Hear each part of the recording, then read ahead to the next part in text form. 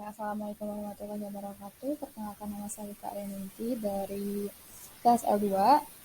Saya akan menjelaskan tentang the conflict in the literary work Forgiving My Father by Lucille Clifton in the perspective of New Criticism. The term New Criticism became popularly used to describe this approach to understanding literature with John Crow's new publication Critic Ransom in 1941. A work which contained Ransom's analysis of several of his theorists and contemporary critics. In the New Criticism, Ransom articulates the principles of these various groups and calls for an ontological critique. One will recognize that a poem used as a synonym in New Criticism for any work of literature is a concrete entity, like Leonardo da Vinci's Mona Lisa. Like this concrete object, a poem can be analyzed to discover its true or correct meaning independent of its author or its reader. Istilah Nucridism menjadi populer digunakan untuk menggambarkan pendekatan pemahaman sastra ini dengan publikasi baru John Crow Ransom. Kritik ini pada tahun 1941, sebuah karya yang berisi analisis Ransom terhadap beberapa ahli teori dan kritikus kontemporer-nya. Dalam The New Criticism, Ransom mengartikulasikan prinsip-prinsip dari berbagai kelompok ini dan menyerukan kritik ontologis. Orang yang akan mengakui bahwa sebuah puisi digunakan sebagai sinonim dalam kritik baru untuk karya sastra apapun adalah entitas yang konkret, seperti karya Leonardo da Vinci, yaitu Mona Lisa. Seperti objek konkret ini, sebuah puisi dapat dianalisis untuk menemukan makna sebenarnya atau kebenarannya terlepas dari penulisnya atau pembacanya. Jadi apa sih Necroticism itu? Necroticism adalah teori yang berfokus pada karyanya sendiri, bukan penulis maupun pembacanya. Kritik baru dapat berbicara tentang tanggapan atau penulis. Teori ini percaya bahwa karya itu sendiri harus berdiri sendiri. Tujuan memperhatikan karya itu sendiri adalah untuk mengungkapkan kesatuan karya. Dan kesatuan karya, setiap elemen adalah esensial.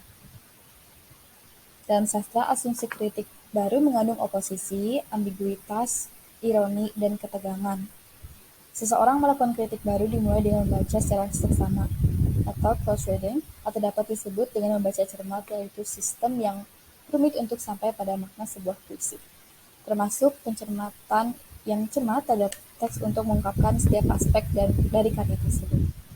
Setelah membaca poem ini, saya memiliki beberapa pertanyaan seperti tentang apakah puisi ini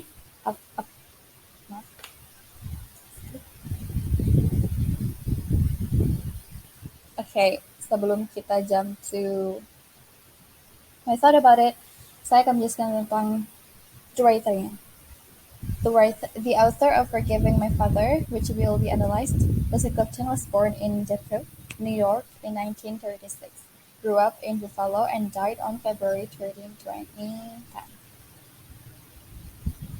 Ini puisinya. Setelah membaca puisi ini, saya bertanya, what is the poem about? What does the author mean by old letter, old pauper, old prisoner? What am I doing here collecting me? And does the title relate to the poem? Berdasar interpretasi saya, karya ini menjelaskan tentang seorang anak perempuan yang ditinggal mati oleh kedua orang tuanya. Ayahnya, seseorang yang bertanggung jawab atas keuangan keluarga, telah meninggalkan tagihan yang tidak bisa anaknya bayar.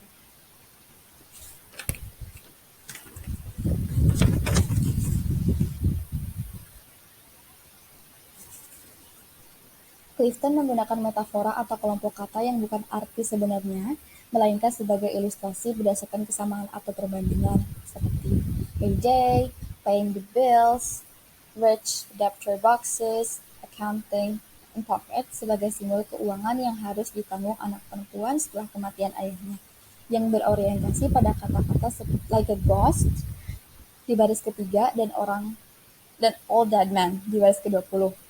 Anak perempuan itu menyadari bahwa ayahnya adalah the son of the needy father, baris ke-11, dan the father of needy son. Dia mengira ayahnya dibesarkan dalam situasi rumah yang serupa, dan merasakan hal yang serupa pula di masa lalu. Pada baris I wish you were rich so I can take it all, dia mengharapkan ayahnya bertanggung jawab atas perannya sebagai kepala keluarga. Dalam hal ini membayar kembali sesuatu yang telah ditinggal, ditinggalkan. Sehubungan tersebut, putrinya berkata, "There is no time for you," karena tidak ada cukup waktu bagi ayahnya untuk melunasi beban yang beliau tinggalkan, yaitu secara finansial dan emosional. Puisi ini sepertinya menjelaskan kekecewaan seorang anak terhadap ayahnya karena seorang anak tidak akan menyebut ayahnya sendiri seperti old lecher, old pauper, old prisoner.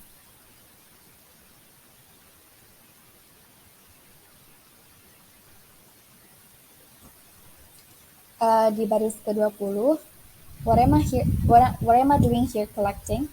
Anak perempuan itu tahu bahwa dia tidak mendapatkan apa-apa dengan menyalahkan ayahnya. Kalimat "all week you have stood in my dreams like a ghost, asking for more time" bersinggungan dengan esensi yang didapat saya dalam kalimat "there is no time for you" yang seperti saya katakan tadi, yang direpresentasikan sebagai waktu yang tidak cukup untuk ayahnya membayar apa yang dia tinggalkan.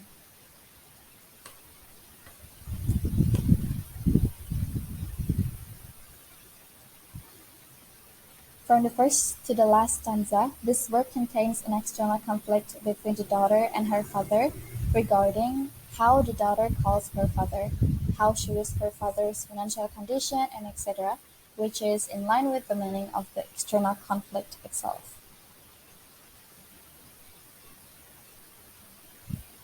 Forgiving my father by Lucille Clifton does not seem related to the title because there is no a single line indicating that the daughter finally accepted that she suffered the same fate as her father in the past. Because of that, she forgave her father.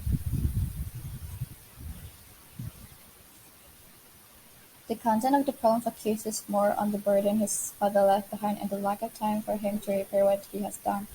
Sorry, I'm going to correct this, that she forgave her father. It is a typo. Yeah.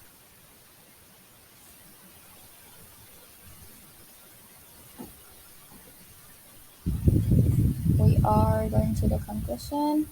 Puisi ini bercerita tentang seorang anak perempuan yang ditinggalkan beban keuangan oleh ayahnya harus dia bayar. Isi dan judul terkesan tidak bersinggungan karena isinya lebih mengacu pada ayah dan beban yang ditinggalkan secara tidak ada satu baris apapun yang menunjukkan sang putri akhirnya memaafkan ayahnya. Mungkin itu dari saya. Mohon maaf bila terdapat banyak kesalahan. Wassalamualaikum warahmatullahi wabarakatuh.